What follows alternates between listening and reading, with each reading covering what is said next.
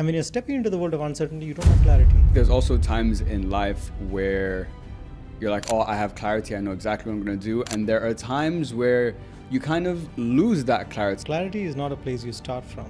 It's a place you arrive at. You ask most people, what is your purpose in life? They struggle to answer the question. It's not about you. I'm scared of facing myself. Life pushes you in ways, and it's for us to realize every rejection is a redirection. Everybody operates from their context. And if you try to pull somebody into your context, then what is happening is you are putting them in the passenger seat of their life, not in the driver's seat of their life.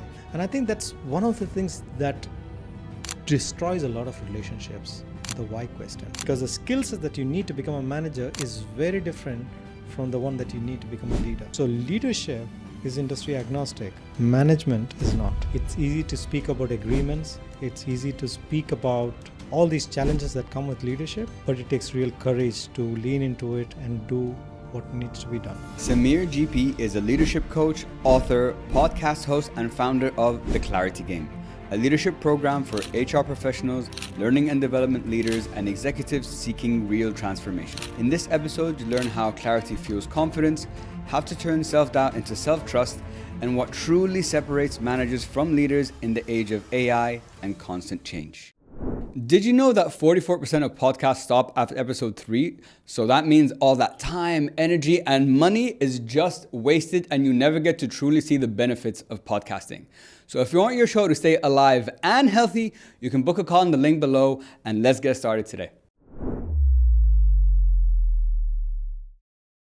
Thank you very much, Khalid. It's been a pleasure being here. Thank you so much for your time. I really appreciate it. So I like to give the audience context always of how we met. So Samir, as I mentioned off camera, I've been actually following your work for a while. So guys, just to give you context, Samir runs a podcast called the Leading with Clarity podcast. He also, his business is called, he has a business that is called the Clarity Game, which is going to organizations, helping them develop their leadership teams and creating systems that can be sustainable and that can last.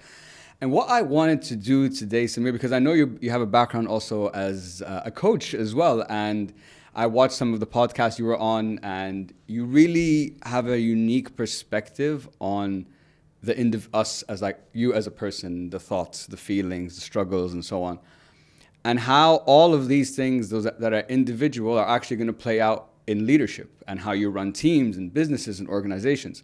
So what I wanted to do today, Samir, as you know, just to build on what you do, is I want people to find clarity after this, all right? I want to help people today not only find clarity about them, help them find clarity about themselves, but also how they can, and give them a new perspective on leadership and what it truly means to be, you know, a successful and a good leader. But before we get into all that, Samir, why don't you give all of us a little bit of background about yourself, and we'll take it from there. A little bit background about myself. I started off as a civil engineer, and I had no clue what I want to do in life. I had no clarity. I went through life, meandering, doing different things. I lived in China for 8 years almost. Oh, wow. Okay. Trying to figure out what I want to do. I was into procurement, sourcing, and logistics. I say at the age of 28, I said no to the corporate life and said, I want to find life myself. 2016 is when I discovered the world of coaching, and since then, that's what I do. And you've been working as a coach. You started off working as a coach, and then that is where the clarity kind of game, I guess, developed through that course of those years. So what happened is when COVID hit, I was like, what am I doing here in this place? Just like like all of us. because work is online for me at that point of time, and I wanted to travel, so I went traveling. I went to the UK, and I was backpacking and staying in hostels and meeting interesting people. And sheer accident, I met a lady in Finhorn, in a small tiny village in Scotland, who had created a game called the Transformation Game. Okay. And I knew my journey was complete, and I didn't know why I felt that way. I came back, I started facilitating that game, and my friends said, Samir, you should create your own game. Why are you playing somebody else's game, facilitating somebody else's game? I took it to organization. They asked, are you certified? I said, no, but I do a damn good job of it. Doesn't matter. So I always think life pushes you in ways, and it's for us to realize every rejection is a redirection. And that's been my core philosophy in life, which is every time something does or does not happen, I see where is this taking me, and I look at it from a positive spin. So it's been the last 2.5 years since I started working on building a game. But today I'm happy to say, not just me, but anyone who sees the game and see how it's played out, say they have never seen something like this before in an organization setting, which helps break silos, build trust, and have deeper conversations at the workplace. Have you had a corporate life? I have, yes, for You have? a brief one. A brief one. I worked in a big corporate for a year. Then I worked in startups for 2 years, and then I moved back to Dubai a month before COVID, and that's kind of and that's why I started my podcast March 5th, 2020, like a week before lockdown. So Oh, it's a nice. similar story. Yeah, yeah. And you would have seen people don't really become vulnerable and open and talk to each other. They challenge us. So what the game does is it actually helps people just follow the rules of the game and start having deep, meaningful conversations. Okay. So I'm gonna pause on. I'm gonna come back to the game a little bit later in the Yeah. conversation because I'm really curious on how it's played and Yeah. some of the. I'd love to hear some of the stories you guys have, success stories you guys have had. But we need to start the conversation here now. What I've learned, Samir, through my journey of podcasting is definitions are important. Yeah. What clarity means to you is not necessarily what it means to me, right? So I wanted to start here. If I was going to ask you, Samir, how do you define clarity? What I say about clarity is this. Clarity is not a place you start from. It's a place you arrive at. Number one. And you can see this in my journey. When I discovered the world of coaching in 2016, people said, Samir, why didn't you get into the world of coaching before? This is perfect. This is who you are. And I said, if you knew, then why didn't you tell me? Yeah, please. Right? And that's where I realized clarity is not something that you can give someone. They have to discover it on their own. So to answer your question, I think clarity is putting the pieces of the puzzle together. You have so many pieces running in your life, just like you have a jigsaw puzzle. And then when you start putting everything, it starts making meaning and sense when the whole picture starts coming to you. And then that's where clarity comes. So you're looking at your experience, your knowledge, the books you have read, the podcasts that you have done, everything that you have done together. And then you ask, what is the meaning I can make out of this? And that's why I say clarity is a place you arrive at, because you have to connect the dots, like what Steve Jobs said, right? You cannot connect the dots looking forward because you don't have the experience yet to figure things out. So what you can do right now is look at everything that you have gone through and start connecting the dots, and then an image will open up for you, and that is what is clarity for you. Okay, so if clarity is a place you arrive at, right? Now, what I find interesting when you say arrive at, because I think there's also times in life where you're like, oh, I have clarity, I know exactly what I'm going to do. And there are times where you kind of lose that clarity, I would say, as well. You get confused, life changes, you're getting older as a person. So when you say clarity is a destination to arrive at, I don't think it's a final destination, it's my next destination. Would that be fair to say? So clarity is making sense of everything that has happened so far. And if you're continuing to do the same things and you're continuing to go on the same journey, then the clarity you have is enough. But if you're stretching yourself, if you want to go towards something that you have not done before and achieve something that you have not done before, then you're stepping into the world of uncertainty. And when you're stepping into the world of uncertainty, you don't have clarity. Mm-hmm. And that is where growth happens. Right? Yeah. A lot of people fear that uncertainty, the fact that they don't have clarity. You create clarity in the process. And that's where you have to be willing to explore. That's where you have to be willing to identify what you can make sense of what you have and then do the best of what you don't know yet. Okay, interesting. So what I understood is clarity is me making sense of everything that's happened to understand where I am right now. And uncertainty is where clarity doesn't exist, but that is where growth happens. So is clarity, I guess, because you gave an example on one of the podcasts I watched, which I really like. Is like, imagine you're going to the airport, and I need to go to the airport. I can go Sheikh Zayed, I can go Akhil. There's so many different ways to go, but I have that direction. So is clarity, would it be fair to say in order to get clarity, you need to first figure out your direction. Because even in the example you just gave, let's say I'm going on Sheikh Zayed, I'm going to the airport, I have clarity, right? Yeah. But I want to try a different route. Maybe it's faster, maybe it's there, but that's where uncertainty lies. But I'm still heading to the same destination. So is direction the core thing you need to have clarity? So you need clarity about everything, right? You need clarity about the destination. You need to have the clarity on how you're going to get there. So in every step of the journey, you need clarity. How you unpack that is what is important. How you choose that is what is important. Are you doing it because that's what your external elements are telling you to do? Or is it because that's aligned with where you want to arrive at? You ask most people, what is your purpose in life? They struggle to answer the question. You ask them, how do you identify a purpose? Or if you had a child, how would you educate your child on how to discover purpose? They don't have an answer.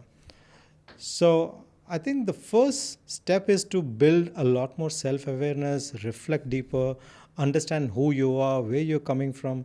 Because when our parents, even with the best of intentions, when they tell us what to do in life, they're coming from their lens and from their perspective and from their competencies and everything. They're not coming from our competency. They're not coming from our skill sets. They think they are, but they may not be. And that's such a great point, by the way, because even I remember when I started this podcast 5 years ago, my parents were like, what is a podcast? Who are you? Why the fuck would people listen to you? You know, because obviously from their lens, it's a brand new thing that they've never heard of. And why you? But it's funny how now, as time has gone on, they're like, no, Khaled, now I have a guest for you. Please interview this guy. So it's just funny how how things change. But what you talked about. So now they have more clarity. There you go. But they have more clarity because they have the evidence now. Brilliant. So clarity and confidence are the same. Oh, and okay. I've never heard that before. That's interesting. Confidence is also not a place you start from. It's a place you arrive at, just like clarity.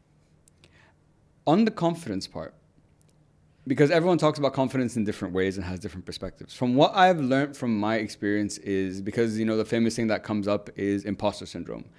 And what I've learned is that imposter syndrome is the uncertainty in my journey to building, confidence. And I believe to have true confidence only comes from self-evidence.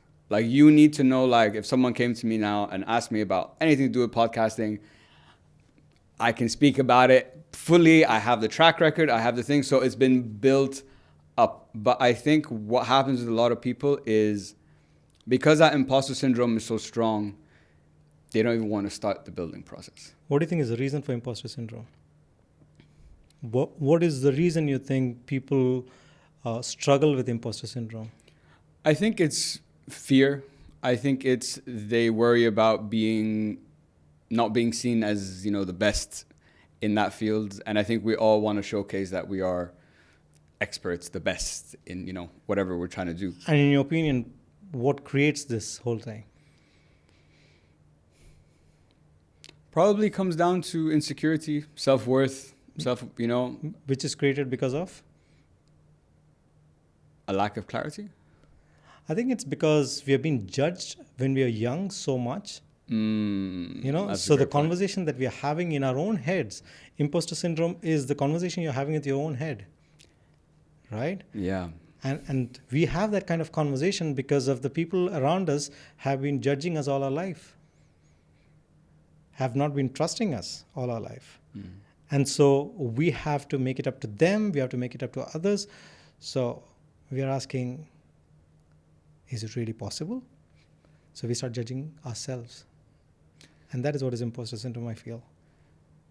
No one's ever linked, I've never made that link personally from imposter syndrome to that internal conversation. But when you said it, I'm like, yes, that's exactly what it is. Because even when you said people have judged you when you're younger, so I grew up my whole life with the belief that I'm not enough, and it all started, from childhood. I've been to therapy. I'm doing some really deep work right now, which is exhausting, but I think it's the most important work that, I need to do. What are you doing when you're doing therapy? I mean, it's for you and it's for anyone who's listening. Yeah, of course. But what is the deep work that is being done when therapy when someone goes through therapy?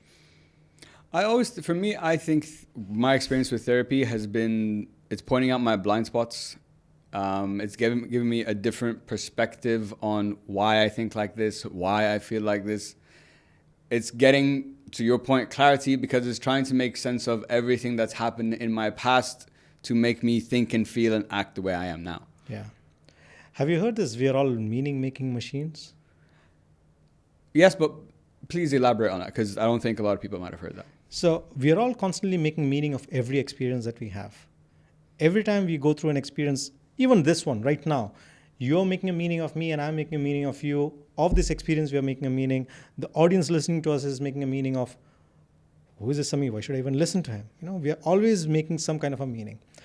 And when that meaning is not serving us, it's harming us. And what we are doing is, and we have the power to change the meaning.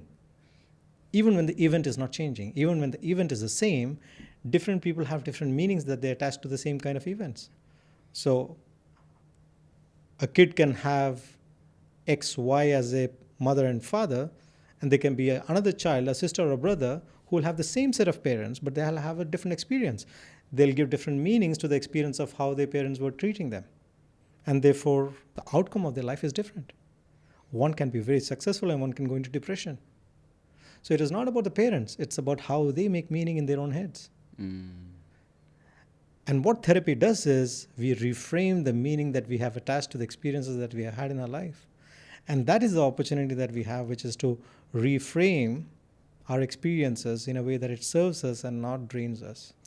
On this point, because this is something I struggle with, like myself, in the sense of I don't understand, so I want to get your perspective. There's therapy, there's nowadays there's all the tools out there, all the tools and people and expertise to help you in this process, right, of getting clarity about yourself, right, which is basically what therapy is, what all this personal development work is for that answer, right? Yeah.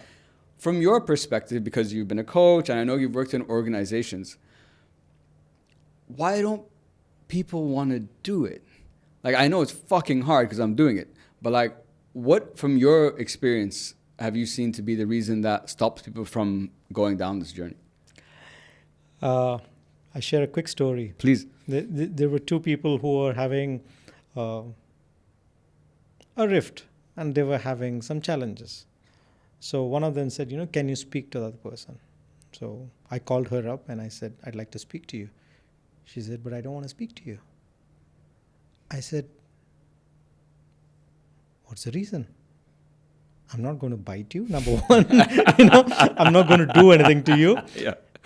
And she said something very profound. She said, it's not about you. I'm scared of facing myself. I'm scared of how I will show up for me. So most people don't want to yet deal with things that will surface because they're not just yet ready, and that's fine. Everybody goes through the journey in their own time and space. One thing that's been going in my head right now since the conversation started over here today, where you're talking about how you started a podcast and your parents are asking you, why are you doing this, why are you doing that? And I think that's one of the things that destroys a lot of relationships, the why question. Because when they ask, and I'm glad that you're in a better space and they are also in a better space with you, but not everybody's so lucky, because the why question, what it makes you do is it makes you justify constantly, and when you have to constantly justify, you feel you're doing something wrong, you're not doing it correctly. I think why it destroys a lot of relationships, why it destroys a lot of self-esteem, why it destroys a lot of self-worth. So if you're surrounded by people, managers, bosses, in fact, in the clarity game, if someone asks a why question, they lose points. Really? I like that. Good. Right? Good. Very good. Yes. So why is good for context setting. So the objective of a why should be to understand the root cause, but why will never solve a problem. Why will never lead you to a future that you can design.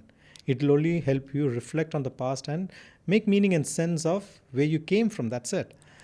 Sorry to interrupt you. So if that's, I 100% agree with you, by the way. Then the next question I think about is, then it's a why. Why do we typically default to why? The why question. Because it's easy. Because it's easy, right? And sometimes it is because we are operating from a certain context. And we are like, why can't you just do it this way? Yeah, yes, exactly. Right? Exactly. Yeah. It is so simple. Why don't you just do it this way? But that's your context. That's not their context. Everybody operates from their context. And if you try to pull somebody into your context, then what is happening is you are putting them in the passenger seat of their life, not in the driver's seat of their life. If you want them to drive their life forward, then what happens is, this is what happens with organizations, with people in their career moves. They reach 45, 50 and they ask, where am I in this life? I've been doing what my parents wanted first, then what my family wanted, then what my boss and organization wanted. What do I want? And a lot of people struggle with that answer, and then they're like, let me go find that out.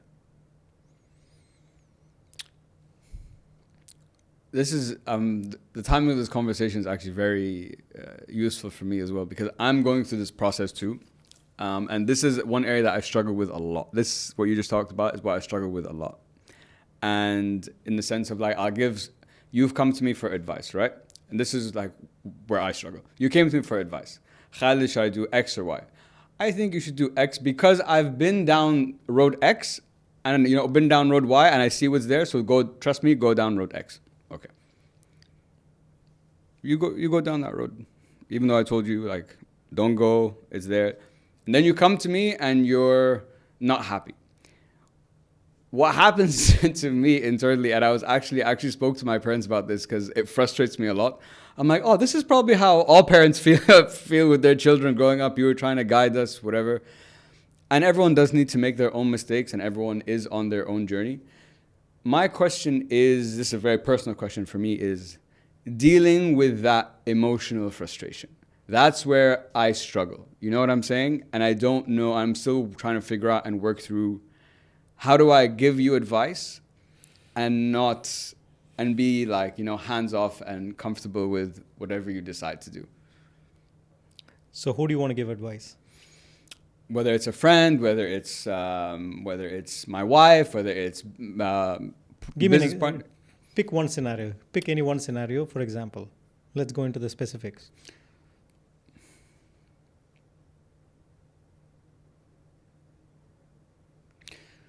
So one thing, I have a friend, and he was going through like a tough time, and he was struggling and whatever. This is like a while back. And I told him, I don't think this is the right, So before you told him, set the stage. What happened?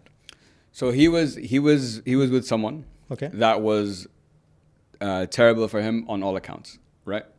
And then I had to sit, as a good friend does. I sat him down, and I'm like, did he ask you to sit down, or did you take the initiative and go sit down? I took the initiative. Okay. I took the initiative because it was never going to come from him. That's the thing. Okay. And I was seeing things that maybe when you're, in it, you're blinded to, right? Okay. So I sat him down. We had a difficult conversation, and I was very honest with him about what I thought and what my feelings are and what I'm seeing that maybe you're not seeing. Okay. And obviously, it's a difficult conversation because naturally we're on defensive mode when it comes to, our partners, right? And after that conversation, there was no like bad blood, but there was definitely a distance that was created for a significant, period of time. He kind of, retreated back. And from my side, I was like, my job as a best friend is to do this. So I don't, now it's like hands off. I can't come back to you again with that conversation. If you make that decision, my job is to support you, although I don't agree with it. I don't feel good about it, but that was the context. Great context. Now, knowing what you know and what you have been through, would you do the same thing again, or would you do it differently? Yes, I'd do the same thing again. You do the same thing again? Yeah. So your question is, what can I do different? Yes. What do I like? It's more dealing with that emotion, like your like personal emotion. As I came to Samir, you give me advice, I go completely against that advice. To me, in my mind, they're like, then why did I come to you in the first place? You know what I'm saying? And that's where my frustration, kind of comes in. Do you see what what you just described is what a lot of parents' frustration is as well. Yeah, I'm sure. Yeah, Right? 100%. A lot of parents, they want to give the best. They have the best intentions for their children. They tell them, don't do this. This is not good for you. And then the child goes and does probably this exactly the same thing, perhaps, or even worse. I'm going to step back and share another story. And this is my favorite story. This is my favorite podcast story. I don't know if you've heard it anywhere before. Of all the interviews that I've done, my favorite one was where it was with a very young guest who was just 7 years old. 7. 7. Right? Her name was Dunya. And Shout out Dunya, wherever you shout are. out Dunya. Dunya Al-Heglan and her father Omar Al-Heglan. Amazing dad, amazing daughter. Amazing family, in fact. So when I featured her, I was just like, I had seen her being successful on so many different things. And I was like, let's have a conversation. I've never had somebody so young and, featured. We had a room full of people, young kids, older people. And every question that I asked her was so profoundly answered. Like, for example, you have seen success so early on in life in jiu-jitsu and trapeze, and now she's into skydiving. Mashallah. She was a motivational speaker with her dad. She was doing so many things. So I asked her, you've seen success so early in life. What does failure mean to you? And she was like, failure is what you get before success. Right? And like this, there are a couple of, questions. And then I asked her father, how do you raise a child like Dunya? And he said something which was very, very profound, which became the cornerstone of my life right now, which is the cornerstone of everything that I do. Which is, he said, I don't tell her what to do. I ask her what she wants to do, and then open as many doors as possible for her, and then allow her to choose which one she wants to walk through. So our role is not in telling people what to do. Our role is in asking. We don't start by telling people, because when we ask, what we do is we come from their context. They start speaking and sharing their context. And then what we do is we allow them to make meaning of the context that they're having. So our role is not to give them our context. We can give them our context when the context that they're creating and sharing is not making sense. Then you can say, from my context, this is perhaps what I think you should do. But now you have many different contexts to choose from. Choose the one that serves you the best. And this kind of touches on, I love the door example that you gave of like opening different doors. But we have so many doors, like you just said. Now I have to make a decision. Making a decision sounds simple, but it's actually not as easy as you think. So I was having a conversation with an old guest of mine the other day at coffee, and I was telling him, I'm in the phase now, I'm trying to make a decision on what I want to focus on, like what path I want to go with. And I was struggling with it, because I'm like, because if I take one decision, you forego another. So, and I want to do everything, just like, everyone does. And he's like, Khalid, you make decisions every day. And I'm like, I never thought of that, but I'm like, that's true. He's like, you made a decision to be here. You being here means you couldn't, for example, sit with Samir on the podcast, right? Because you're here. You couldn't be speaking to a client. You couldn't be at home with your wife, whatever. You made the decision to be here. So you were always going to be, there's always an opportunity cost, always. Now, when you talked about making a decision, you said values will help navigate your decision, but that's typically where the issue starts. So what advice would you have to someone right now who has all these doors? They might be feeling lost. They might be feeling confused. They've gotten the clarity context of why they're here now. We've done that part. But now I need to make a decision on what's next. What advice or what mindset, tools, or techniques would you have for someone? So I bring in the next layer of what is in the clarity game. If I give advice, I lose points. Okay. Right? Because again, when you're giving advice, you're coming from your context. Now, that question is broadly framed. Yes. But at the same time, everybody's going through a different context. Now, if you start looking and connecting back the dots, why is someone not able to take a decision? Is because they don't have the evidence that it will work out. The uncertainty. The evidence. So what is confidence? I say, how does one create confidence? How does one create confidence? For me, it's reps in the gym. If you do reps in the gym, doesn't mean you will have muscles. Yes, that's true. unless you do the right ones, Very good point. right? Mm. So confidence is created when you create more positive evidence, Oh, I like that. I've never heard it put in that way. Interesting. right? Yeah. So the more positive evidence you create, the more confidence you will have. And to create positive evidence, you have to take action. So your focus is not on confidence, your focus is on positive evidence, because confidence is the outcome. Positive evidence is created when you take the action, which is what you have to do before confidence is generated or created. That's why I say confidence is not a place you start from, it's a place you arrive at when you start taking action and creating positive evidence. Now, why someone struggles with it for taking a decision is because of the meaning that they're attaching to the action that they have to take. Okay, could you elaborate on that? So, when someone has to take an action, take the example of this friend that you're having a conversation with, who is, you can see very clearly that he is in not a good relationship. That person is not the ideal person for him. You still don't have evidence, perhaps, on how to guide him through questions. True. You have evidence of giving advice, which is easy and which is something that you have done before. So you lean into what comes easy and effortless to you. But if you say, this is not a good idea, this is not something that has worked in the past, then I have to look at a different action. And now I listen to Samir's podcast and I've had a conversation with him. I know asking is a better way, opening not just one door, but multiple doors. Multiple doors in the mind of your friend is something that I've leaned into. Now, when you do this again and again and again for multiple people, then you end up becoming a great therapist. It's true. Yeah, Right? it's true. Yeah. So, which is why perhaps a doctor is always said that he is in practice, right? Mm. You're always practicing, you're always getting the reps and you're always getting better at it. So if someone is struggling with a decision, I heard Gary Vaynerchuk once, somebody asked him, I have 100 ideas and I want to do all of them. I don't know which one to pick. What do I do? He said, pick one. When I started building the Clarity Game, my mentor, and this is a big challenge that I have, because one of my strength is ideation. One of my strength is coming up with new concepts and new solutions and new products. The product that I have, multiple products that I built. He said, focus. Ask, what is it that I wanted, he asked me, that you want to really do and create an impact?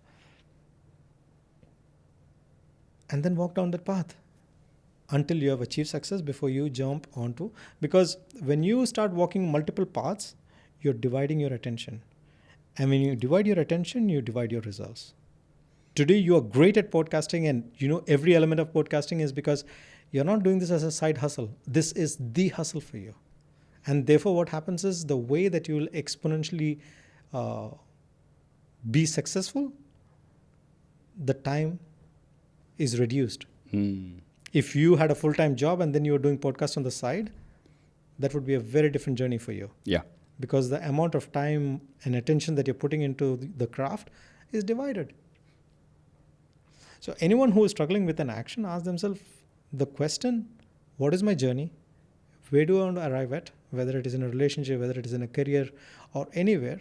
And then ask, what is the best action that I should be taking, even if it scares me, but it will help me grow. And it's not about, I love what you said, and I think just to add on to that, it's not about making I think where I was struggling also to make a decision was that it felt final, right? It felt like, if I'm taking this decision, that means, like mentally, or the meaning I was attaching to it, like making this decision is the final decision, and I can never go back to doing 1, 2, 3, or 4. But listening to what you said of picking one, taking that next action, I don't think it's I think it's not about taking the final action. It's just taking this next step, right? The action to get me to point B, and then from there we'll figure out C and D and so on. Would that be fair to say? Final is one. The second one that I feel which stops a lot of people is because they want to take the right decision. They don't want to make a mistake. Okay, let me ask you this. How do you, if I came to him like, Samir, I know you say you don't give advice, I know. I'm trying to come and ask you. I'm like, okay, Samir, I want to make this decision, but I don't know if I'm making the right decision. how do I, like, how would you advise someone on like, how do you know if you're making the right decision? I guess that's my question. What are the options you have right now? And then any context, you have multiple options. That's True. what you're saying. Yes. Then what I do is I walk them through each one of those decisions and see which one is the right one to take at this point of time. So that's actually a great point. So let's say I have like 5 doors. What you would do is we would walk together through each of the 5 doors, the different 5 goals, for example, you have. And then from there, you can be like, okay, now I think this is the one I want to take right now, or the one that makes the most sense. Which one will help you the most at this point of time? Okay. Even if it was difficult, even if it was, for example, that friend's decision. A lot of people don't want to give up on relationships because they've invested so much into it. That sunk cost fallacy, right? Yeah. Yeah. Right. So they really don't want to give up on the years of time and effort and energy and everything that they've put into it. And they keep on carrying what they have to do. In organization, they ask this question: if you had to fire everyone within your organization right now, today, would you hire them back? That's a great question. That's a Right? great question. Probably not a lot. Not everyone you might hire, but some you might. And therefore, you're carrying on baggage that is not serving the business. So how can you lift everyone is the next question, perhaps. Yeah. And I think also in everything we've talked about so far, so we've talked about how to find the clarity, right? We understand the context. We now have talked about how to help people make that next decision, right? I think beneath all that, in that like journey, you want to call it, there's an underlying emotion that I think a lot of people, like I'm going to speak from my experience, that I struggle with, and maybe a lot of people struggle with too. It might touch on not necessarily on the investments of how much time you've invested, is letting go. This is something, Samir, I'm going to talk personally. I think other people might share this unless they've done the work. It's very difficult for me to let go. I am the kind of, that's what I'm actively working on right now, but I'm the kind of person that I've realized over the years, I like to be ones and zeros. I don't like ambiguity. Either I trust you or I don't trust you. Either you're my friend or you're not my friend. There's no middle ground. And that, I think, has been one of the biggest struggles for me in letting go. And I think a lot of people might share that. So what would you say to that? What would happen if you let go? It would be fantastic. It would feel a lot better. And what is the reason you don't want to feel that?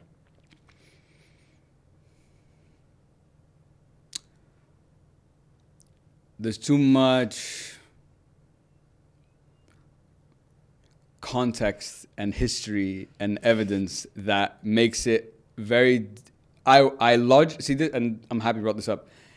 And this is one of the things I learned in therapy. Like logically, I agree and understand with everything you're saying, 100%. But feelings are different. And you talked about how logic is in, like, thinking is in your head and feelings are in your subconscious and in your body. And one of the things I learned in therapy was, because logic is not where I struggle, because I can see both sides, but my feeling is very strong to one. So, but what I learned through therapy is you can't fight logic with emotion. You have to, or you can't fix logic with emotion. So how do you figure that out? Because that's where I struggle, logic and emotion. So where does feeling come from? Thoughts. Right?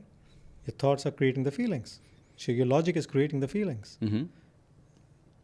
Now, so every feeling is in our body, it resides in our body, and it is there to protect us. Right? It is there to protect us. It is there to send us a signal. It is there to tell us something.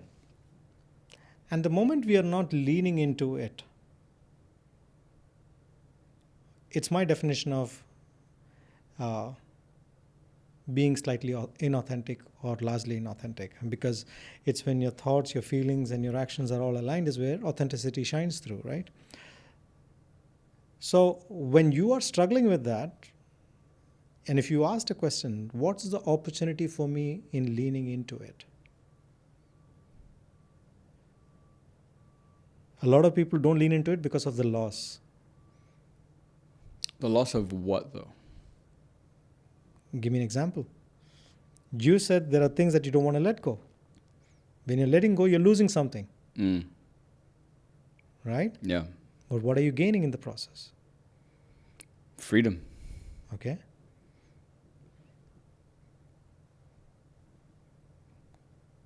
Taking away. Okay, this is interesting. This came to my mind. Is forgiveness and letting go the same thing? So you said something very interesting. We all carry different baggages to every word. Yes. You tell me. Well played. Yeah, I think forgiveness is what letting go is. Is for, and you know, I've obviously heard a lot about this. It's for you. It's not for, you know, the other person. It's not for whatever. It's for you. It's just difficult. I struggle with it, to be very honest. So yeah, because I like what you said there. Because when you said loss, I'm like, yeah, I'm losing. I do feel like I'm losing something, right? I'm losing. Maybe it's my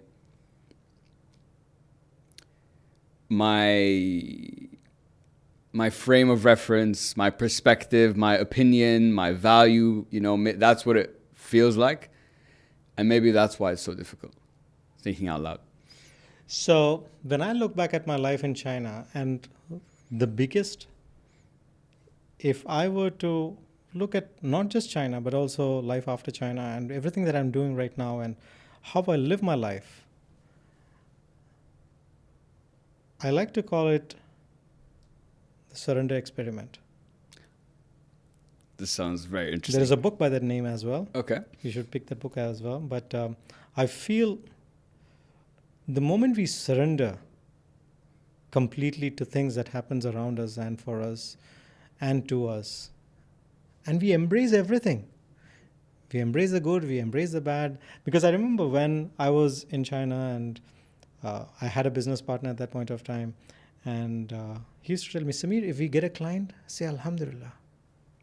If a client comes and takes up all your time and doesn't give you a business, say Alhamdulillah. Whatever happens, just say Alhamdulillah. Be grateful for everything that happens in your life. Be grateful for everything that you lose in life. Be grateful for everything in every moment. This conversation, you didn't give me the questions. And I told you, I don't like going into conversations and podcasts, whether I'm the host or whether I'm the guest, with questions scripted and being told. Because there is my opportunity to surrender, to see what happens, you know. And when that becomes a constant muscle in everything that you do, it gets stronger and stronger. So if you really want to start letting go, let go of the remaining questions. Let go of the iPad. Let go of how you do things, because how you do one thing is how you do everything. That's true. Yeah. Right? Yeah. So if you really want to lean into that side of who Khalid is, then it is about you asking yourself, how do I start and where do I start? In which area of my life can I start showing this up more?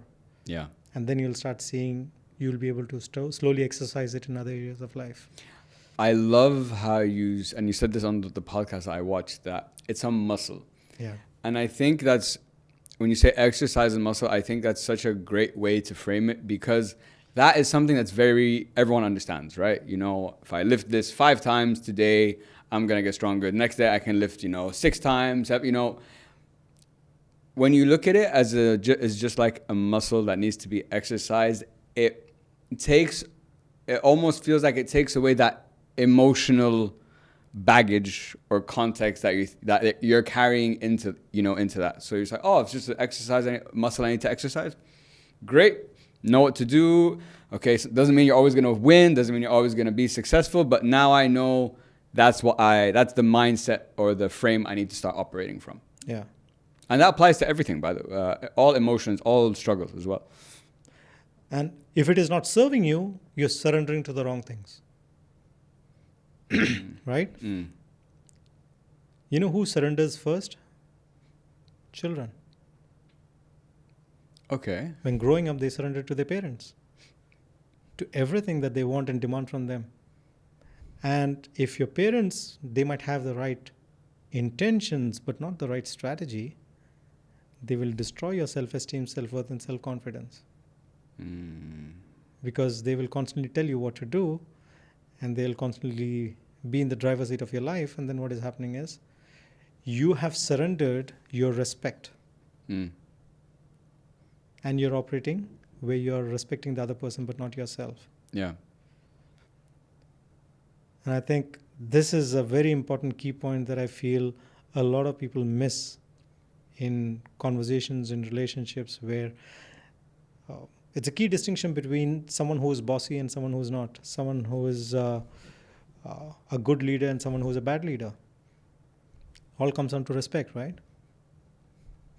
And on this, I'm happy you brought up this point and talking about kids as well, because you said in one of the podcasts that, we should remove words like I should, I must, you have to, all these. And I think that's when you're talking about parents, that's what we probably heard, especially growing, even, in your whole life, your parents you should do this, you should not do that, you must be like this, So the next question that I started thinking about is expectations, right? But sometimes, and what I've learned as I've gotten older as well, is sometimes you're confused on, is this expectation I have for myself truly what I want and believe, or is this coming from my upbringing, culture, society? And I think those two can be very muddled up and confusing at times. So what would you say to that? How do I know if this is for me or this is coming from somewhere else? Give an example. Okay.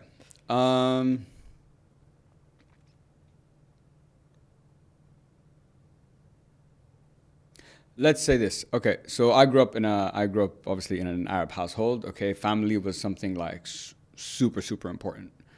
Now I'm married, and hopefully in the future we'll have children as well. So I'm carrying that with me, right? That level of maybe responsibility, expectation, of the family, all that. But at the same time, it is what I want, and I do believe it, but it's coming from somewhere else. So I don't know, if I was like Khalid and I took a step back and asked myself, is this how I would want this, how I would feel, how I would do that? Yes, I probably would. But there are things I would also change, right? So it's confusing. It's confusing to me.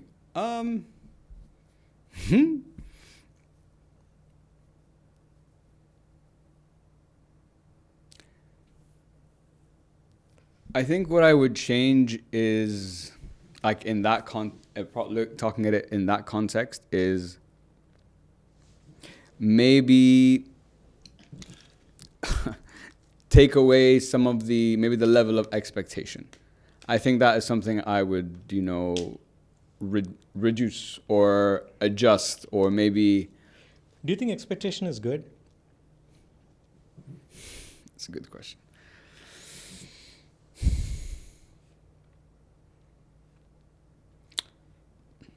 I see the benefit when it's for yourself, but I've also experienced the difficulty when you put it on other people. And nobody likes expectations, right? When someone puts it on us. 100%. Can you guess what is the reason? Because maybe it feels forced, or it's not. What if this is not something? What if I didn't want to do that? That kind of thing. It takes away maybe my autonomy. Bingo. That's exactly what you spoke about in the beginning of this conversation. When you set expectations, you're coming from your context, not the other person's context. And that means you're respecting yourself, you're not respecting the other person's context. Expectations does more harm than good. So if you had to stop setting expectations, what should we start doing? If we don't set expectations. Because if you remove a behavior and don't replace it with another one, when the situation demands it, we will revert back to the one that we know. And if we are saying and we are agreeing right now that Just make sure we are agreeing right now that the expectation is not a good thing because it does harm mostly, and we are agreed on that, right? Yeah. Then what should we do instead? I think we have to become more accepting of. So let's take this in the organization context. Sure. Managers, they set expectations. Absolutely, yeah. 100%. Can you start being accepting? What? No, no, you absolutely not. Yeah. So what do you do? So, and this, I'm happy you brought up the management and leadership part, because a lot of what we're talking about, and I saw one of your LinkedIn posts actually yesterday, which kind of talks about this, is it's shifting from control, which is expectation, to trust. Yeah. And that just doesn't apply to a business context. That applies to your personal relationships. That applies to everything. So maybe trust is the antidote to expectation. So when you operate from a lens of trust, then what do you do? You just, that's a good question. I think you look for, when you trust, you believe that the outcome is going to be positive. So what we are doing over here is, let us say the manager has a KPI to be met. Yes. And you're setting an expectation that you have to meet this KPI. Good or bad?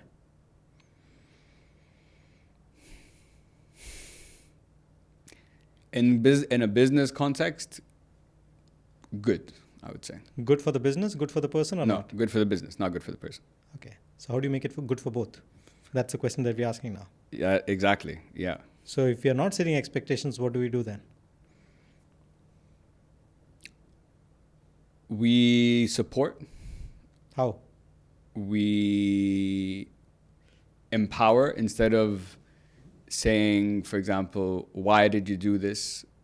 Maybe get in context of how can I help you do this better? You know, operating from becoming selfless, not selfish. Brilliant. So what is the objective of doing that? Because what is the end outcome of that conversation? To hit that KPI. Basically. Yeah, but what are you creating in that process? Trust. You're operating from trust, but what are you creating? I'm not sure. You're creating an agreement. Okay. Yeah, my mind wasn't going there. An expectation is a one-way conversation. An agreement is a two-way conversation. Oh, I've never heard. Could you elaborate more on that? This is really interesting. So even right now, when you're asking me questions, what am I doing?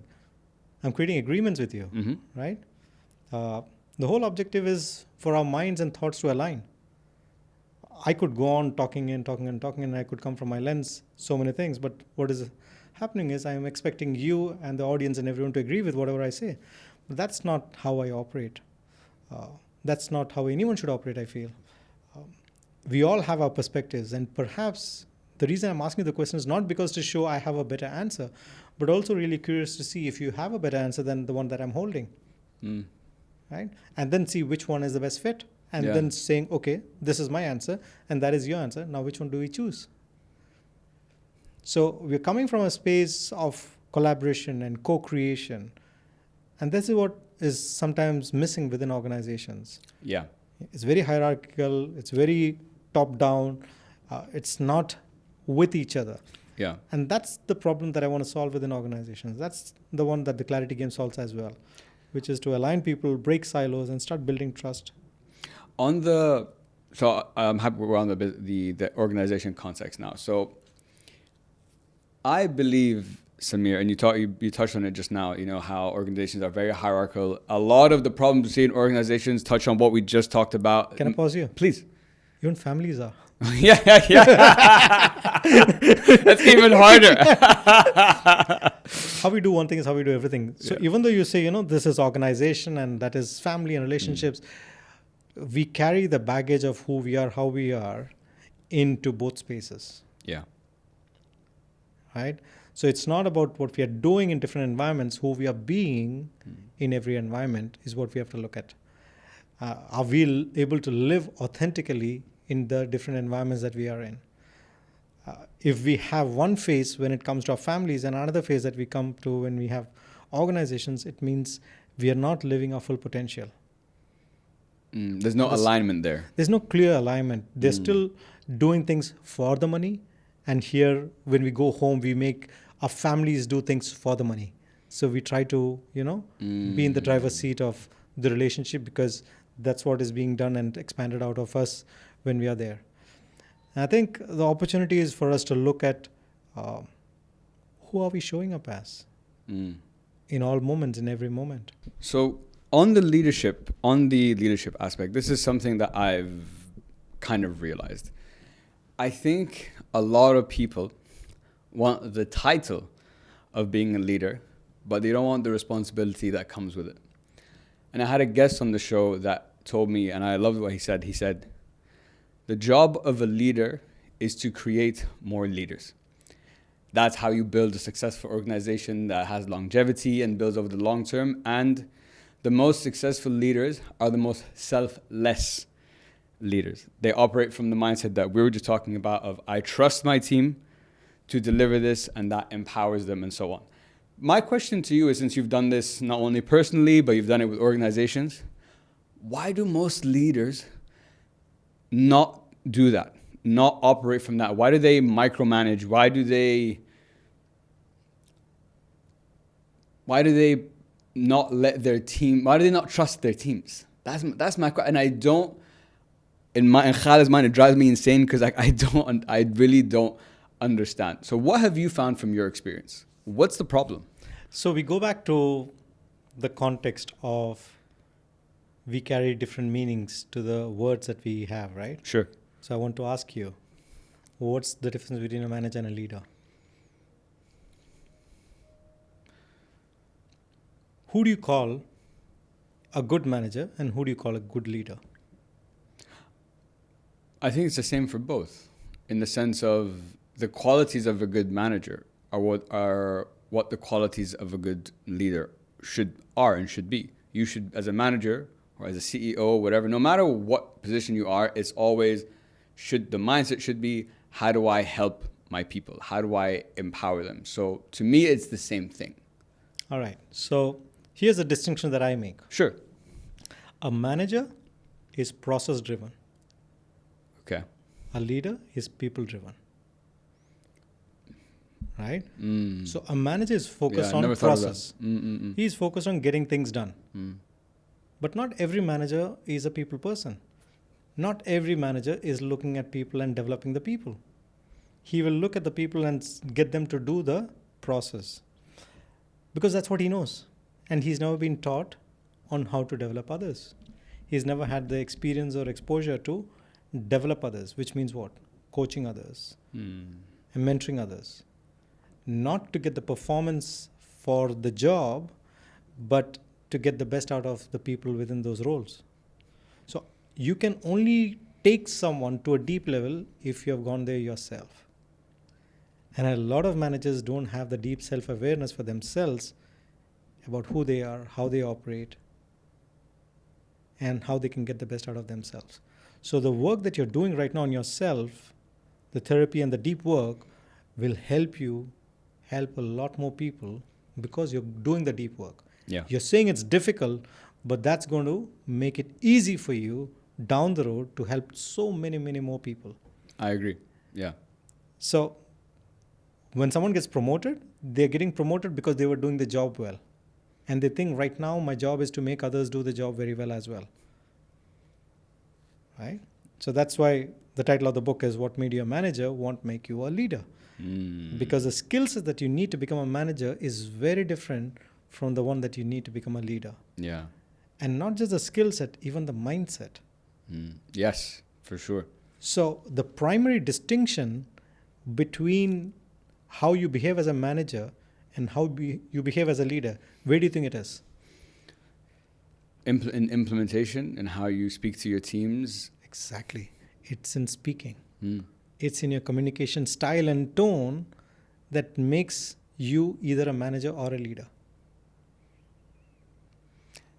I've never heard someone make that distinction before, but when you put it in, looking at it from those two lenses, I 100% like get where you're coming from and what you're saying. And you touched on when people get promoted, it's so true. When people get promoted, you know, they think, oh, I did this very well. Now I have to make sure you all do it very well or to my level or standard. And that's it. That's all I have. That's my only responsibility. Now, I know the work you guys do with the Clarity Game, you work with like organizations and stuff. And so I had an executive coach, and he's the one I had coffee with the other day. And I had him on the podcast, and we were talking, and he's been 20 years of experience, doing everything. He's actually was the ex-CEO of My Dubai, so shout out. And what he told me, because I was asking him, why don't people get trained to be managers? Why don't people get trained to be leaders? Kind of like what you said. You just get promoted and you're like, okay, now you're a manager. But what does that mean? What are my responsibilities? How should I be a good manager? Like you're not trained on anything.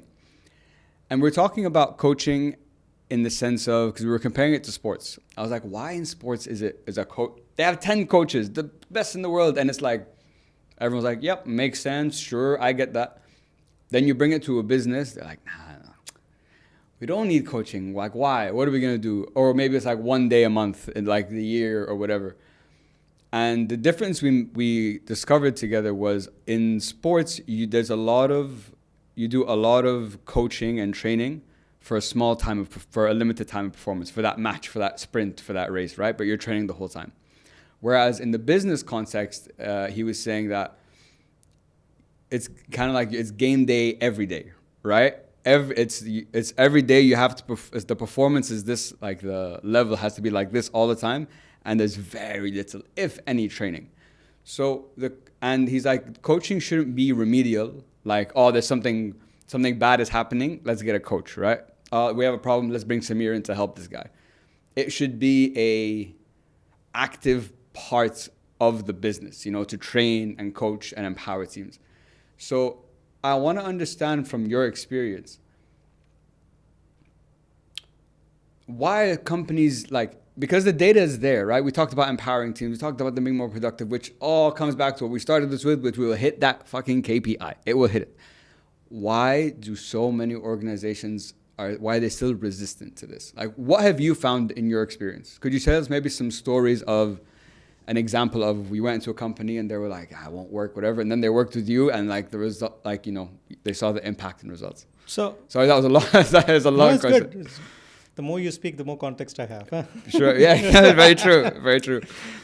I went to an organization. I presented the Clarity Game and how it is and everything.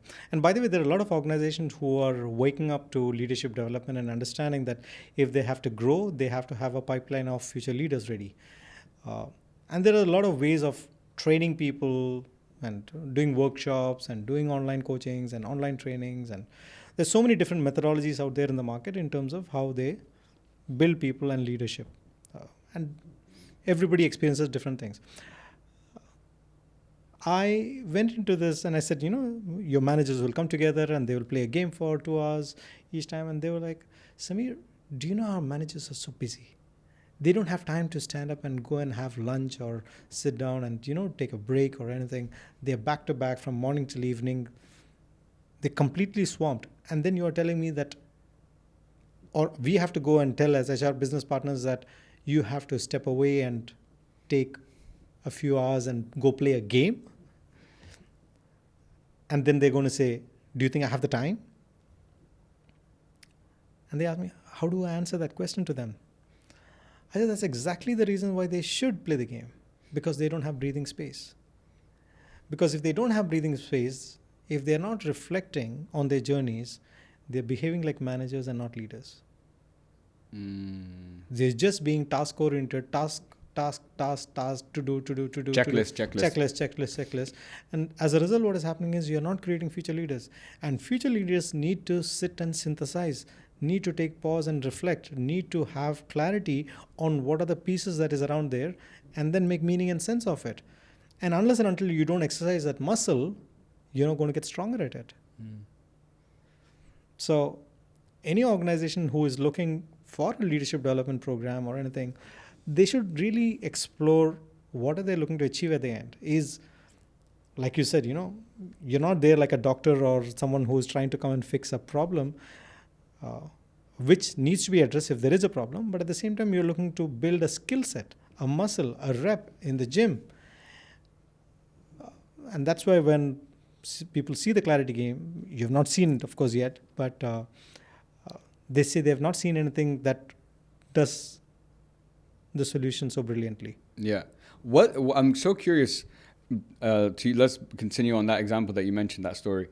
What was the feedback from the people after they played that game? Like, I'm curious to understand what are the ahas that people are typically getting at the end of this. So one of the biggest ahas is they're recognizing that they've never had this kind of a safe space to explore with their colleagues, number one. Even if they do, they're not talking about these kind of challenges. Number three, they find that the answer is within them. It is just that they didn't go deep enough. Right?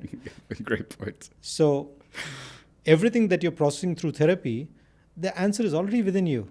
It is just that you need someone to ask the hard questions so that you find your own answers. So the game is designed in such a way that they're only allowed to. So how the game is played is like this. 4 managers come together to play the game.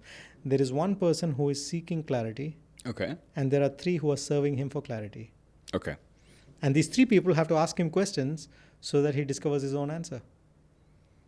And you give them the questions that they need to ask, or they have to come up with the questions. So they're developing the skill of asking better questions.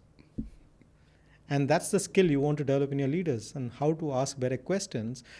If you want to ask better questions, you must be listening deeply. You must be deeply empathetic. You must be having more context of what the person is going through. And all they do is follow the game rules. And when people come in and play the game, they say, Samir, we cannot play the game if you are not present, because we would go back to our old ways of how we communicate with each other. Okay. So it's easy for us to go back to what is easy and comfortable, safe comfortable, space. Give advice, tell them what to do. Yeah. They're like, Samir, please, can we just stop the game for a few minutes? I want to tell him this, And then they start realizing how much harm they do to each other by doing that behavior. And the biggest ripple effect is after a couple of months, they say, the way we talk to our teams have changed. The way we talk to our children have changed. The way we talk to our own spouses have changed. Because we start realizing that I can be of better service to somebody else, not by telling them, but by asking better questions. And Matt, on the that's so true, by the way. And on the asking, you're a podcast host too. I'm a host. Asking better questions has been my training, obviously, for the last 5 years, because you always want to. And what I've learned is the better the question you ask, the more insight that comes out of it. And there's that famous the Johari's window, whatever. What you don't know, whatever. So when I was working, and this is kind of touching on what you just said, of reverting back, So I was working with call him therapist, whatever you want to call him. So last week, and we're working and we're talking and whatever, and he pointed out something, and I'm like, oh, shit. I thought I had gotten over this problem. You know what I'm saying? And when he pointed that out to me, that problem is still there, it felt like, I've reverted back to my, the old Khaled, for example. And he drew it on a mountain like this. You're here, you're here, you're here. So I thought I had moved up here. And then when I realized that problem's still there, I felt like, I went back down, or went back to my the comfort, or who I was. And something he told me that was really helpful. He's like, Khaled, no, you haven't moved back. It's just now you have a new context with this issue, right? It doesn't discount the work you've done on this issue to get past it, to move forward. And I think what you just said is so important, because on that progress journey of your life, of your career, whatever, these moments that you think, it's these moments or these realizations that can be make you feel sad or upset or could be a hindrance, to your progress. So what's a healthier way to look at, something like this or your progression journey? Gratitude. Yeah. Practice gratitude for everything. Like I said earlier, Alhamdulillah for everything. I think it's the mind. I believe it is the mindset. Everything is a mindset, right? And if you are able to embrace every piece of us, then it becomes easy for us to move forward, navigate whatever challenges, whatever slips, anything that happens. It's a part of the journey. It is. I feel like I was born, or from a very young age, I had a strong intuition that I'm brilliant. And my problem was others around me didn't see how brilliant I was. Right? So I would walk into interviews when I was very young, even before I left for China or anything. I would walk into interviews thinking, does this company deserve me? And then I would walk out with a job, without a job, and I would say, their loss, not mine. So the framing that I had by default was, I'm a great guy, I have a lot of skills. And I think for a lot of the majority of people, they are their own saboteurs. 100%. They sabotage their own journeys and they sabotage who they can become. And that happens, when that happens, what happens is you keep slipping away. If you don't want to slip away, then it is really about embracing everything that happens in your journey. And that has to be a daily practice. The more reps you take on a daily basis for everything, and I mean everything. You get a fine, say Alhamdulillah. Right? Yeah. You go through shit, you say Alhamdulillah. Somebody screams at you, say Alhamdulillah. And people will be like, are you being passive? Are you just accepting all the wrong things that's going to happen in your life? No. You accept it and ask what can be done so that it doesn't happen again. It's kind of what you said earlier. It's surrendering, but taking a different action based on that, right? I go back to what Dunya said. A lot of people have a bad relationship with failure. You remember what she said? What did she say? What is failure? Failure is failure is what you have before you have success. Exactly, right? And if that is your perception, success is on the way. Whether it is in relationship, whether it is in anything, it's on the way. It is just that I had to go through a few reps which were hurting me or which was not working for me. And now I have to correct posture. I have to correct my way of doing things. And it's on the way. And this kind of brings me on to this next point about leadership, right? And leadership kind of is everything we've talked about is not just for leadership in an organization, is for you being a leader in your own life, personally, with your family, with society, whatever. And what I've learned through my conversations is leadership is a journey of, I believe, personal development. And the leader you were 10 years ago is not the same leader, that you are now. And I think that I'm curious, how has your perspective on leadership changed from when first, let's say, you started the coaching in 2016 to where you are right now? How has it shifted? Or how has your style shifted as well? It's easy to speak about curiosity. It's easy to speak about agreements. It's easy to speak about all these challenges that come with leadership. But it takes real courage to lean into it and do what needs to be done. So theory-wise, there's a lot of things that can be said, online workshops, trainings, and everything. But when it comes to the real reality of what leadership really is, it is bloody hard work. Yeah.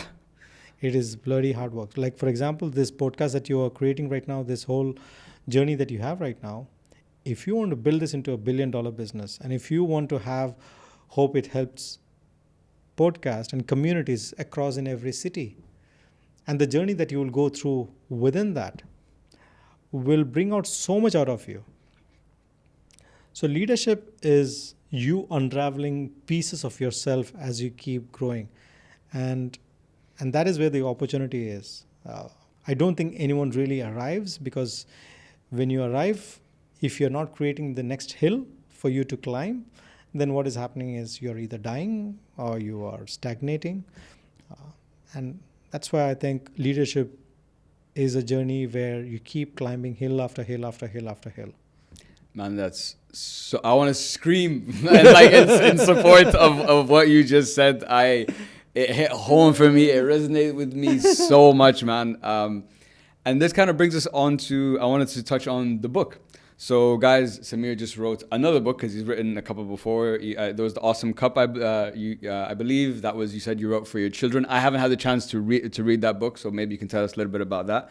But I wanted to focus on his new book, which is, I want to make sure I say it right. What made you a manager won't make you a leader. How to lead with clarity in a world where AI is changing everything. So, before I ask my question, why don't you give the audience just a little summary of what's this book about? So I wrote this book as a fable set in Dubai. So it's a story of Jack and Jill who went up the hill to fetch a pail of water, where Jack and Jill are two managers in Dubai, struggling to be leaders for their team members. And then during the process, they see and unravel for themselves what are the behaviors that they have, which is not helping them, which is actually counterintuitively not serving them. So it's written in a form of story with nuggets at the end of every chapter, so that you can go to the end of the chapter if you don't want to read the story and pick up something from there. What I love about the book is that it is set in Dubai, my favorite city in the world. Shout out, yeah, 100%. Because Dubai is a character in the book. You see Dubai demonstrates leadership as a city. You look at the whole world right now. Right? So there's so much that we can learn just by observing how Dubai demonstrates leadership compared to other cities in the world. Yeah. That's a very. I love how you said Dubai is a character. It's a character in the story, and when you frame that as leadership, I've never looked, because leadership, I've always looked at it as maybe person driven, not maybe society driven or culture driven, right? So that's just an interest. I've never thought of it like that. The question I have, and this is what I'm going to ask on the panel too, so I'm curious to hear what you say. Okay. Do you think, are leadership traits universal? And does it change? Is it different when, do you have different challenges and demands if you're, let's say, in different sectors, different positions, different titles? And I guess if leadership traits are universal, does AI and tech, is that going to affect it at all? Go back again to the definition that we made about managers and leaders, right? Managers are process driven, leaders are people driven, and developing people is universal. So here is where a lot of people struggle, I feel. In their 20s, they get into a job. In their 30s, they've been doing the job in that same domain or sector for so long. And then if they go into their 40s in the same sector and to their 50s, then if they have to quit, they can't think of anything to do other than being a manager within that sector. But if you, while you're being a manager, did the reps to become a leader, which means you learn the art of developing other people, irrespective of what segment they were in, then you can become industry agnostic. And in your 40s and 50s, when you start becoming a leader, it doesn't matter which country you are in. It doesn't matter what geography you are in or what role you are in or what kind of company you are in. You can be industry agnostic because now you know how to get the best out of people, how to create more leaders. And that's why you'll see some great leaders within organizations, world-class organizations. They'll be in completely different things. Pixar and Apple, two amazing companies run by Steve Jobs, right, in the early days. Completely different. His job is not to create the iPhone or to create movies. he gets the best of people and brings out the best in them. So leadership is industry agnostic. Management is not. And that's so interesting. I've never ever looked at it from that lens. And I like the story you gave of how in your 20s, you typically just get a job. 30, you've been doing it for a while. That's when you kind of become like manager vibes. And then 40s when like if you're going down that career path is when you start hitting those higher things. But what you said of, I think starting it early is a big advantage, right? And if leadership is people driven and management is task driven, bringing the tech and AI thing into this, tech and AI is going to take care of all those tasks, right? So where do you fit now? Do you think it's going to force more people to have to become leaders, or do you think it's going to just let go or reduce the number of managers there are in the world? What do you think? I think if we're going on using the frame of reference we're talking about, that management is task driven, AI is going to take care of all that, so you kind of become useless, in my opinion. But just because of that, I don't think it's gonna. I don't think people are gonna take that initiative to still become leaders, because if we're like, let's say we're 8 billion people in the world. God knows, I think it's 150 countries, whatever. So there's like 150 people basically running the show. And if we looked at a population, for example, the percentage of leaders is always going to be less than the percentage of nots. So I don't know where things are going to fall in the next couple of years. So I'm going to flip the question. Okay. Because you're talking about loss. I'm talking about opportunity now. Okay. You're asking where things will fall. Mm-hmm. My question to you is where things will rise. Where things will rise, and what I believe and what I've learned through my conversations is what we're doing, the human element, the ability to speak to people, to sell yourself, to market yourself. It's an opportunity because it's kind of, looking at flipping the coin, like you said, looking at it from the positive side, is going to force a lot more people, or a majority of people, to now have to go through all the stuff we've been talking about today. Yeah. If you want to be successful, because that's going to be the points of difference in the world. Who's the best leader, not who's the best manager. You answered your question. Do you agree or disagree? I agree. You agree? Okay. Fantastic. I'm curious. We should do more of this. 100%. You ask your question, I'll ask you back. Yeah, bro. I love this episode, funny enough, has been one of the episodes I think ever over 200 that I've recorded that I've been asked the most questions or have been put on the spot the most and had to think myself, which I really love, by the way, and appreciate. Yeah. So it just makes the conversation always more engaging. Yeah. I want to round off our conversation today, Samir, with just 3 more questions for you. So you have the Leading with Clarity podcast. You had the Awesome Walkers podcast. You're a coach, speaker. You've written books. Most of your work has been very people centric, right? Yeah. So I'm curious to you, after reflecting over these last 10 years of doing all this, what have you learned about people? What have I learned about people? People are amazing. People have the best of intentions, but not always the right strategy. Whether they are organizations, whether they are individuals, whether they are families, what you do and what I resonate so much with what you're doing, and with what I do as well, is I really hope it helps. Yes. Yes. I really hope it Yes. helps others have a deeper self-awareness. I hope they go down that path to reflect and to become better versions of themselves. A lot of people don't do it because of the financial struggles and the challenges, and we talked about the Maslow's hierarchy where they're going from bottom to up. Yeah. But I think we are very fortunate to be living in this generation where we have access to all these knowledge and tools, which probably a long time back only the rich or the kings had. The king would have the ministers and the wise men come into the courts and share all this information. So it was only with the privileged few. We are really privileged to live in an era where we can have this kind of conversation and we can broadcast it. So what have I learned about people?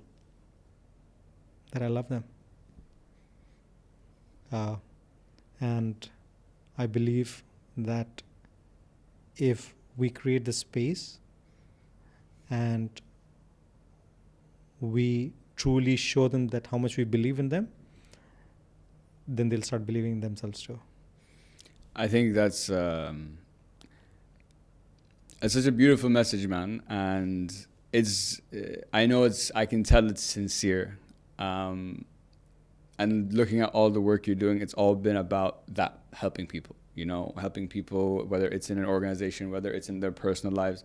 And like you said earlier in the conversation, the baggage you have here is the baggage you have there, it's one and the same. So the work you're doing is really, truly to help people, which I obviously resonate with a lot. That's why I do this show. So I really respect that, man, and appreciate it. And I love what you said, that people want to do the right thing, but they don't have, I can't remember exactly what you said. They have good intentions, good but intentions, not always the right strategy. And I think that's a lot of people's problem. Yeah. Is finding that strategy, building that strategy. What does that look like? But that all comes back to where we started this conversation with. And that's what you do the podcast for as well. You're unpacking different people's strategies. Absolutely. Yeah, right? For sure. You're looking at the lens of different people and sharing.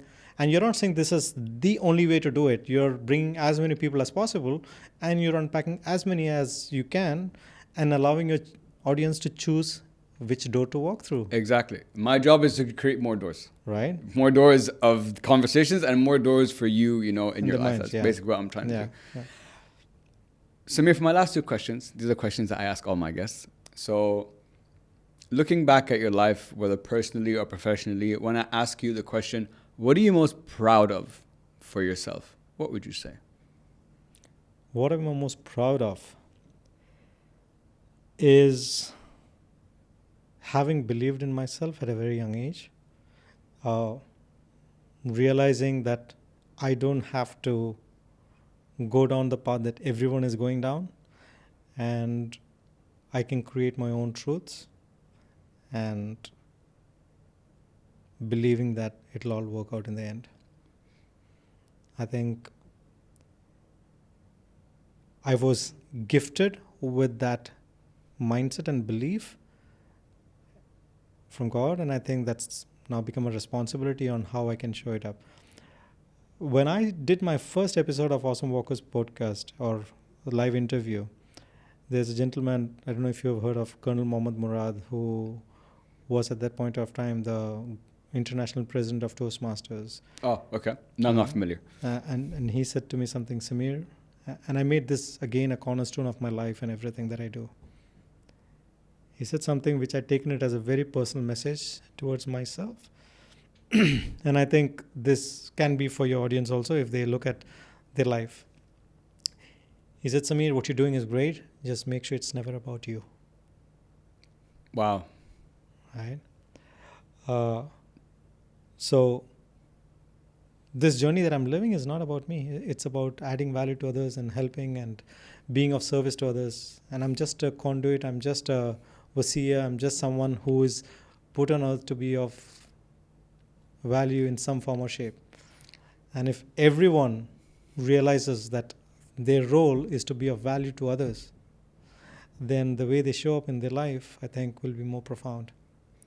That's such a, like, when you said that, I was like, oh, like that one hit home for me, like, damn, that was a good, like, what a message. And to give yourself also, I want to give you credit for the journey that you took, because it takes courage to do that too, to go against the grain, to have that belief, to believe it will all work out in the end, when there's the world telling you, there's society telling you, and there's that inner voice in your head telling you like, hey, it won't work out. So to have lived your life in that way and to continue to do so and to continue to be of service to people is something, I really respect and appreciate, and something I'm also trying to do with this and everything, everything else I'm doing. And for my last question, Samir, you've given amazing, incredible messages all day. But on my last question, what is the last message you want everyone to take home with them today? The title of the book itself is a message, which is what made you a manager won't make you a leader. But I think the more profound message that I truly want everyone to get is clarity is not something that you can give someone. It's something that you have to discover on your own. And I feel if everyone went down the path to discover clarity for themselves, whether it is through journaling, gratitude, whether it is through therapy, whether it is through having good friends surrounding themselves, whether it is having great conversations, the objective is to make meaning and sense of our journeys. Make meaning for yourself. Don't wait for others to make it for you, because then you are sitting in the passenger seat of your life and not in the driver's seat. So to circle back, clarity is not a place you start from, it's a place you arrive at. So don't seek for it from outside, seek for it from inside. That'll be my message. Man, what a fucking message. What an incredible way to end the podcast. And, we brought it all full circle back to the beginning where you started, which is clarity is the key to, to finding yourself out. And that's how you can be more of service to others and to the world and to your families and so on. Samir, man, I want to say thank you so much for coming on the show today. This was one of my favorite conversations I've ever had on the show, honestly. It's an area not only that I'm incredibly passionate about, it's so fun to sit with someone who has that same passion, has a similar message and objective of what they're trying to do. And I love the coach. I can tell the coach. I have worked with many coaches, so all the coaching questions, why and do that. All these they're little questions, but they open up so many things, which I really, really appreciate. If people want to work with you, reach out, get the book, where can we get in touch? Before that, I want to say, Khalid, I have been interviewed multiple times, and I think this is one of the best podcasts where I have been hosted. The kind of questions that you asked, the kind of openness and vulnerability that you demonstrated and shared, the kind of being present in the moment, and to be able to go back and find the answers to the questions that I was asking requires a level of deep awareness. And that's what sitting with you has made it a joy for me as well. So thank you so much for doing what you do, for being of service to everybody out there, for recognizing that this could be a path and then leaning into it. And for that, I'm extremely grateful that you're leaning into what is your passion and everything. So thank you so much. Working with me, people can follow me on LinkedIn, Samir Geepee, SAMIR, and theclaritygame.com. They can find out about the Clarity Game. If they're looking at helping their managers break silos and start being more aligned with each other, then shout out to me on LinkedIn and we can take it from there. First of all, thank you so much for that. Those really, really kind words. That really means a lot to me, and I'm incredibly grateful for this conversation. And it's fun it's rare that I get to sit with someone who is, as passionate about doing this kind of work as I am, because from my conversations, not a lot of people do. So I don't get to have these level of depth, so often. So thank you so much. I really appreciate it. We'll make sure to put all the links to the podcast, to the book, all in the show notes. So Samir, man, thank you so much. This has been an absolute pleasure.